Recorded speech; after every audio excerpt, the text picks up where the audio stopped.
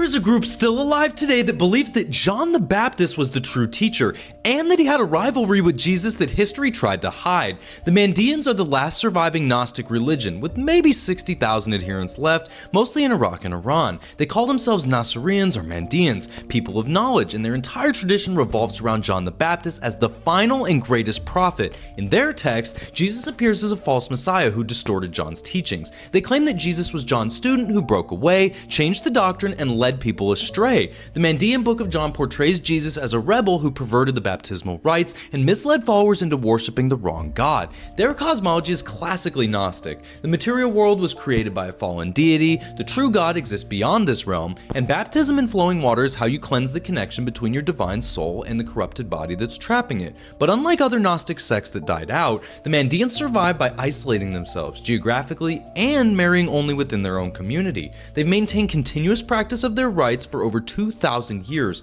in the marshlands of southern Iraq. Now, baptism is everything to them, not a one-time ritual like Christianity, but weekly immersion in flowing rivers called living water. Stagnant water is spiritually dead. Only moving water carries the divine current that can purify the soul and maintain connection to the world of light. Their priests dress entirely in white, wade into rivers, and perform elaborate baptismal ceremonies using specific prayers in Mandaic, an Aramaic dialect related to what Jesus and John would have spoken back in the day. The ritual hasn't changed since antiquity. They believe that John baptized in the Jordan not to prepare people for Jesus, but because flowing water is the gateway between this dark world and the realm of light.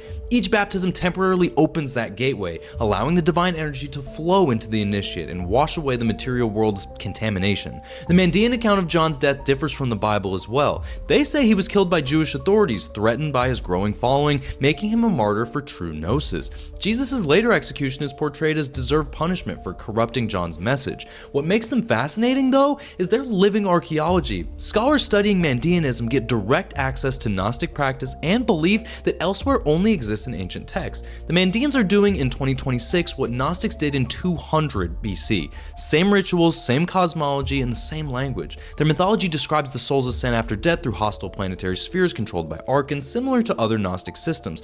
But they have specific prayers and passwords that are preserved in oral tradition, passed priest to student for millennia, that guide souls through these dangerous passages. The religion barely survived. Islamic conquest classified them as people of the book, which protected them from forced conversion.